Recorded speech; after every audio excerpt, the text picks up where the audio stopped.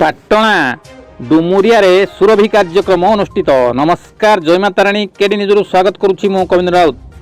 Patna block Dumuria ଉଚ୍ଚ ବିଦ୍ୟାଳୟ ଓ ଡୁମୁରିଆଠାରେ cluster ସ୍ତରୀୟ ସୁରଭି କାର୍ଯ୍ୟକ୍ରମ ଆଜି ଅନୁଷ୍ଠିତ ହୋଇଛି।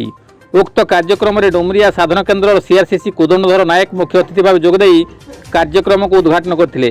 ଉକ୍ତ କାର୍ଯ୍ୟକ୍ରମରେ ଛାତ୍ରଛାତ୍ରୀମାନଙ୍କ ମଧ୍ୟରେ ବକ୍ତୃତା, ପ୍ରବନ୍ଧ, ଦେଶାତ୍ମବୋଧକ ସଙ୍ଗୀତ, ଚିତ୍ରାଙ୍କନ, ଦଳଗତ ନୃତ୍ୟ ଓ ପ୍ରତିଯୋଗିତା ଅନୁଷ୍ଠିତ ହୋଇଥିଲା।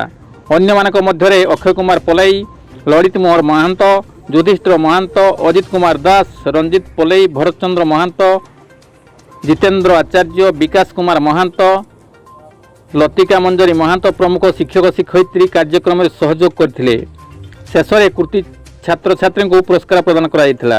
ରଞ୍ଜନ ବାରିଙ୍କ ରିପୋର୍ଟ, କେଡି ନ୍ୟୁଜ୍ ଓଡ଼ିଆ।